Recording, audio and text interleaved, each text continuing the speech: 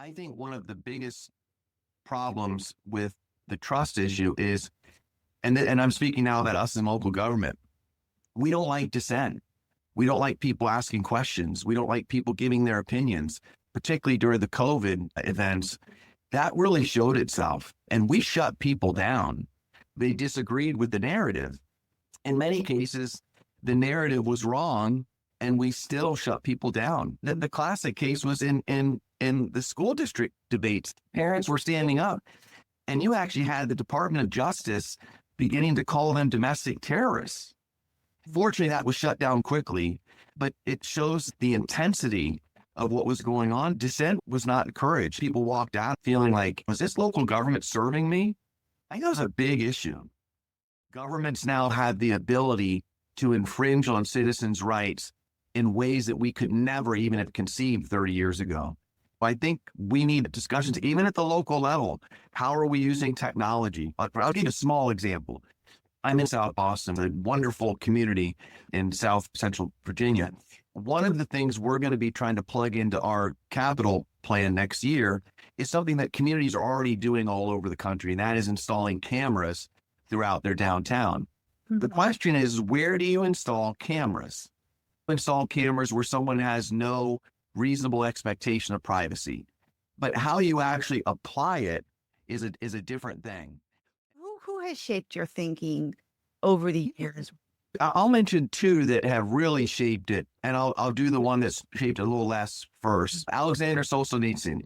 I don't know if you ever heard of that guy. I think it'd be nice to get it shorter for school reading, but every high school kid should read that book.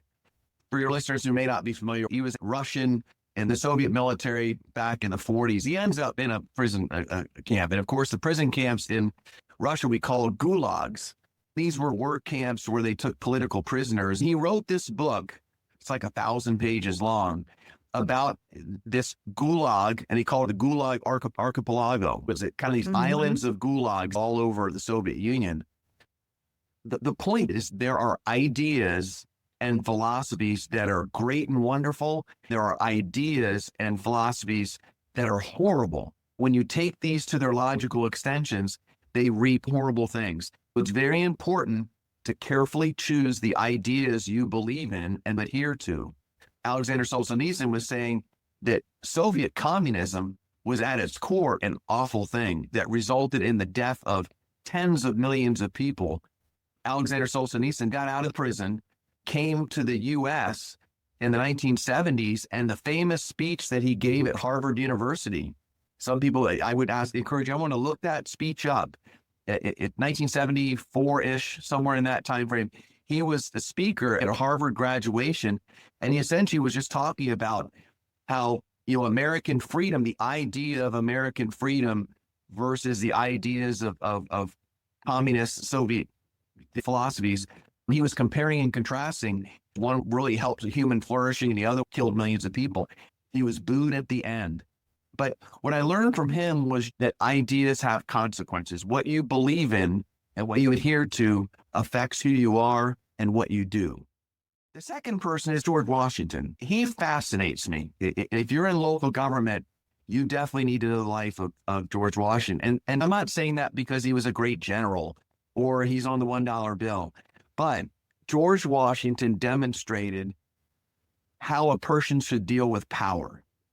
He was given power in several situations that he then gave up. One of the most important events in American history occurred in, I think it was 1783, when General George Washington, they won the war. What had happened in the history of the world is if you're the general and you win the war, you become king. He showed up to Annapolis in front of Congress and gave up his commission. He said, I'm done, I'm going home. And he did that. And of course, I think it was either then or when he stepped down to be president, when King George heard that and said, he just became the greatest man in the world.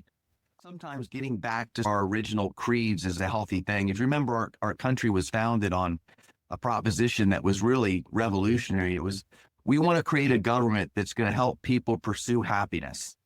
That's one of the jobs of government, to help people pursue happiness. And I'd like to know, when was the last time any local government show up asked, what am I doing to help the citizens of this community pursue happiness? What are the things that really encourage human thriving? Stormwater management, it could be any issue. It happens to be a big one now. We're spending a ton of money on stormwater management. And you ask, this compared to X or Y or Z, what is helping people be happy? You wonder why and how we choose the things we talk about. In California, environmental impacts are very important. What about the safety of our homes from fire?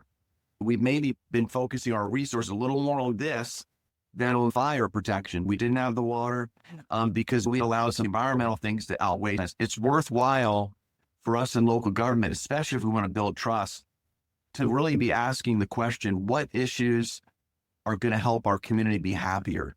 And that could be safety, it could be education, it could be maybe it is stormwater. Maybe it's an area where they're being flooded. I do wonder that question. How do we or why do we choose the issues that we do?